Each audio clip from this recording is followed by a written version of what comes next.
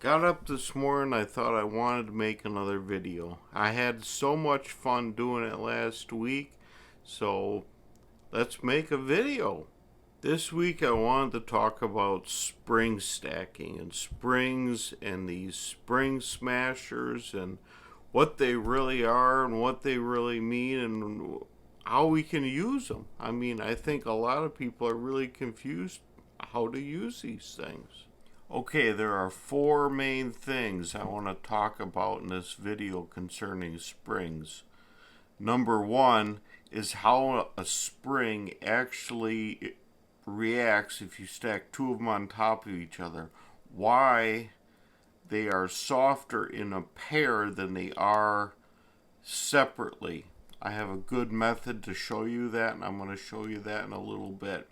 The second thing I want to talk about is how lockouts work. This is probably common for a lot of people. A lot of people probably know about it.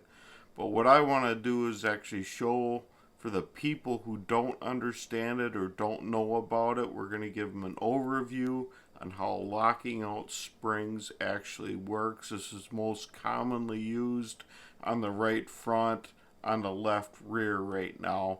I've used it on the right rear and on the left front too. We experimented with it. Left front is not a good idea. Had a lot of trouble with it. Makes the car loose.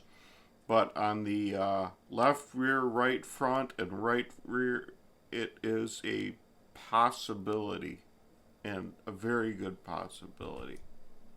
The third thing I'm going to show you in this video is how to figure out wheel load if you don't have a very expensive data acquisition system or some way of getting a wheel load. I'm going to show you a really good way of figuring out your wheel load cheap, and as long as you have a spring smasher. Most people have spring smashers now, but they don't take time to figure out what their actual wheel load is. They get numbers from their chassis builder or their shock guy and they say this is what you got to run. Well, you don't have to run that. What you should be figuring out is your wheel load for your particular car and driver. Fourth thing I'm going to show you is why knowing your finished ride height in your car is so important. Your chassis builder should be able to give you a finished ride height or how much compression you should get on each corner off a ride height. If you set your springs in a spring smasher, it'll have a load and everything, but you'll have a place where your car sits at an ideal ride height that'll give you all your kinematic traction in your car.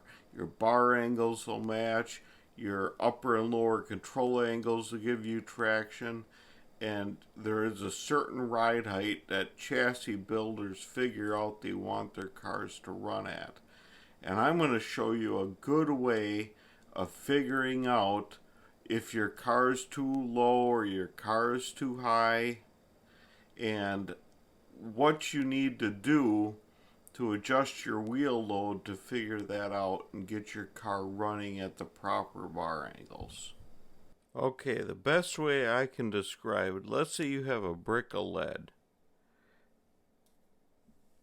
and it's 100 pounds and you have a spring here sitting that's 12 inches tall, and the spring rate of that spring is 100 pounds per inch. You set that brick on there, this spring is going to collapse to 11 inches. Now you take this whole thing, brick, spring, and everything, and we're going to not even talk about spring weight or anything that else has to go. This is just a simplified version on how this all works. Then you take this whole thing, 100 pounds, squished to 11 inches, and you set it on another spring. And this spring is 12 inches, and it's 100 pounds per inch.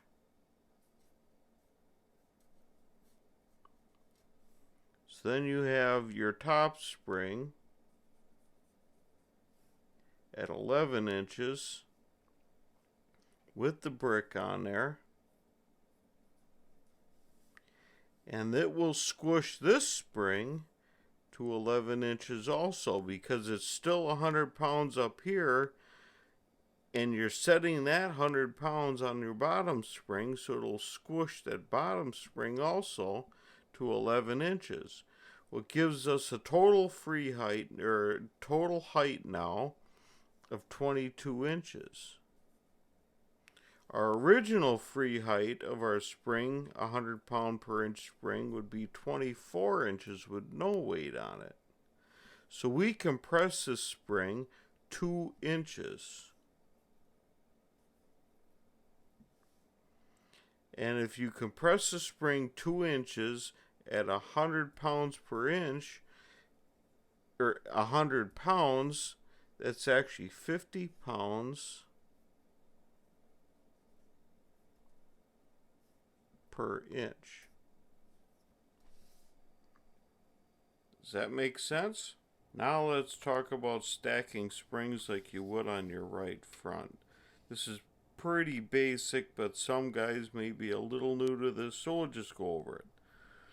Basically, on the right front, now I did it for simplified versions. The spring rate at the top and the bottom are going to be much different than these. Maybe the bottom will be kind of close, but the top will be a lot different.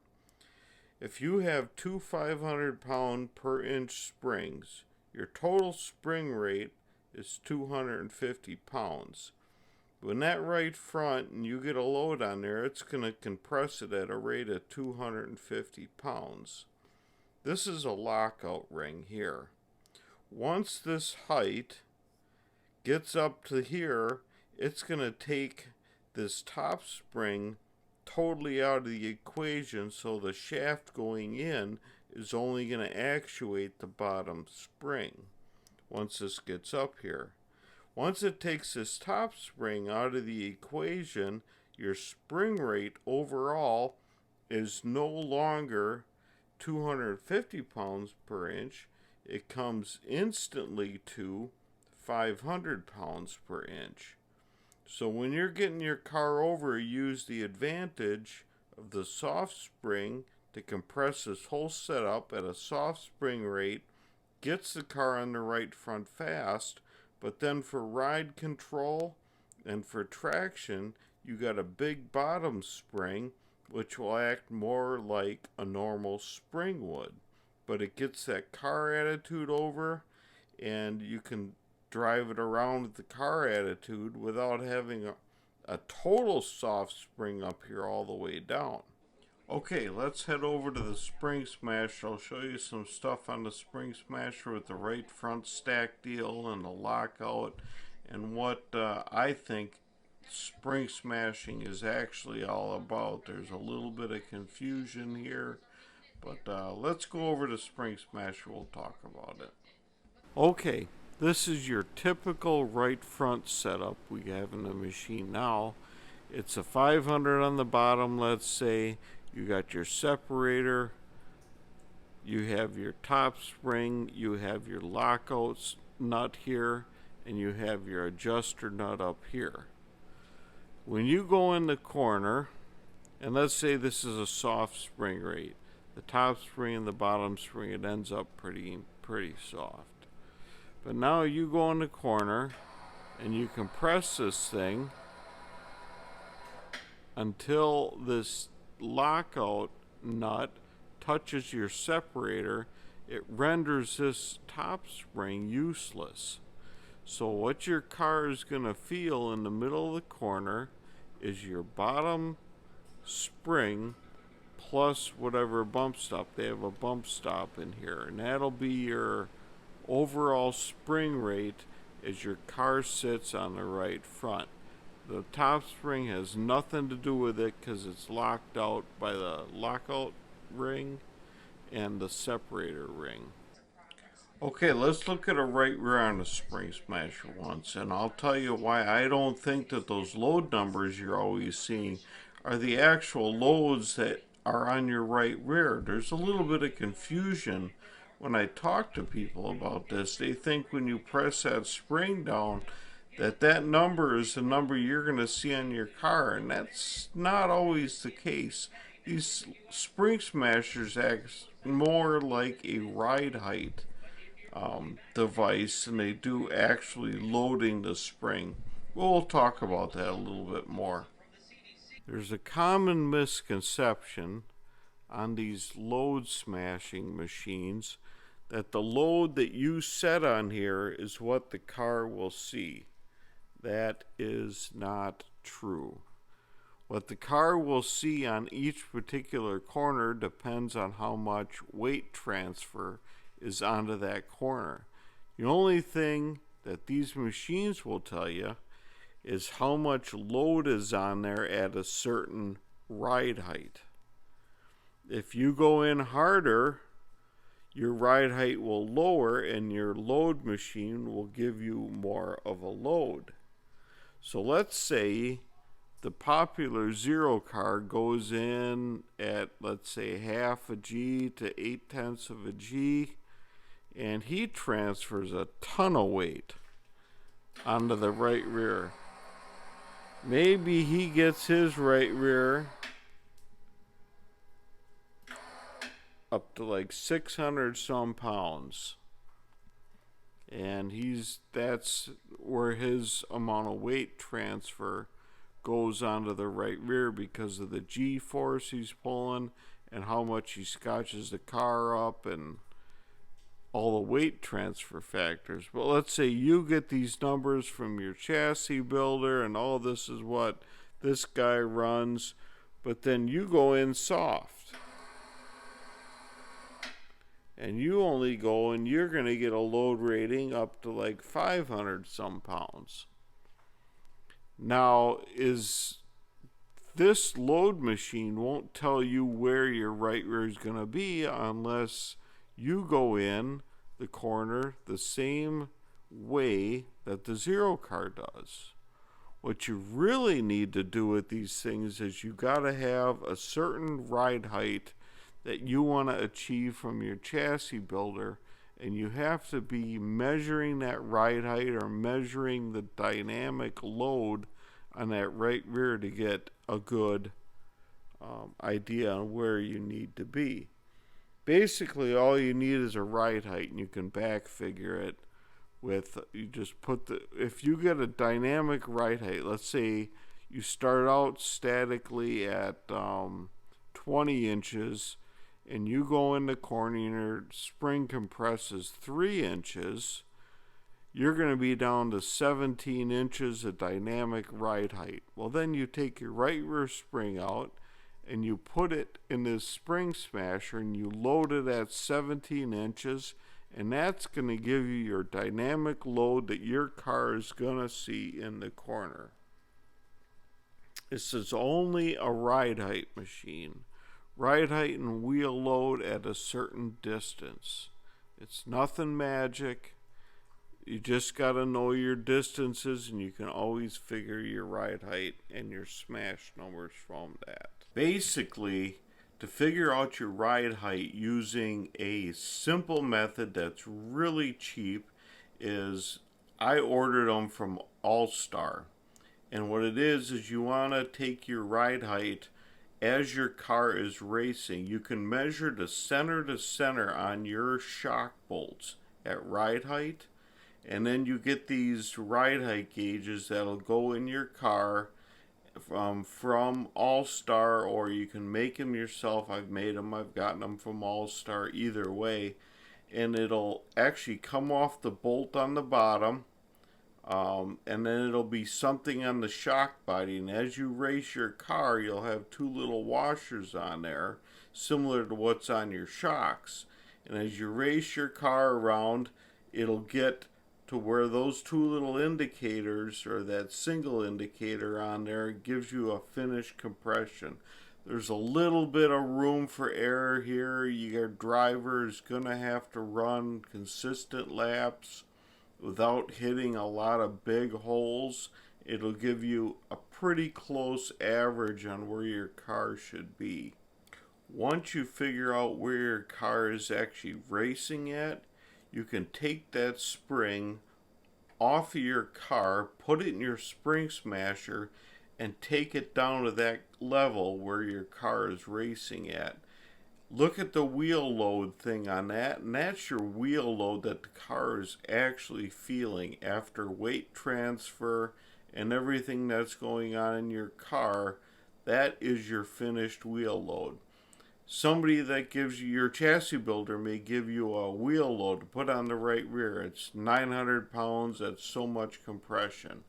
But if you go in the corner and you're actually finding that your car is only transferring 800 to 850 pounds, you're a bit shy of their 900 number. You may have to adjust your wheel load a little bit so you can get your car at the optimized ride height for that corner of the car. So what is the optimized ride height for any particular corner? Well, it really depends on the chassis builder, but what I used to do is if you take your upper, let's say just on your right rear, you take your angle of your upper control arm and you make a diagram of this on some graph paper or something like that, and you can extend that out behind the tire. Then you extend your lower arm out behind the tire. If that intersection point actually ends up below the center line of the axle, your car is actually, the thrust of your tire is actually pushing up on your car, and the weight transfer and the wind is pushing down on your car and pushing your tire into the ground. If your ride height is too low on the right rear and that center intersection point ends up either at axle center line or above axle center line, what actually happens is it pushes up on the tire, down on the chassis, and the chassis will get kind of wiggly and kind of weird, and the car will feel weird. It's because the chassis is actually kind of floating a little bit, and there's not an upward angle on your push points, we're going to call them, to actually push weight into the car. Sometimes on a dry slick condition you want to try to lower that so that it's not so abrupt and you can actually get the required ride height on the right rear. If you actually go in soft, if it's too slick or something happens. So sometimes that's a adjustment point you'll make. You'll drop your rods and you'll get that ride height to fall on that corner a little bit more. But you always have to make sure, I always did, that the intersection points push up on the car at least a little bit. Those intersection points on the right rear need to be a little bit below chassis or axle center line. On the front end, it's a little more different. On the front end, it's the intersection of the upper and lower control arm. Every chassis builder thinks about this a little different. A lot of chassis builders will talk roll center. I gave up on roll center a while ago. I always concentrated on more getting the car on the right front and actually getting my angles on the left front where I needed them with my length of my upper and my length of my lower to actually push weight into the left front and actually push the car over on the right front so it loads that whole front end. The biggest thing I can say is contact your chassis builder and they should give you a known factor on where they want that front end to travel with those lower control arms and the finish ride height for at least the right front, if not the left front. Okay, that wraps up what I got today on spring smashing and stacking springs and lockouts. If you like these videos, subscribe to the channel below, and if you hit the like button, For notifications, it'll pop up a notification every time you open YouTube when I open a new video or upload a new video. So if you like the content and you want to support the channel, just subscribe and hit the like button. We'll see you in the next video.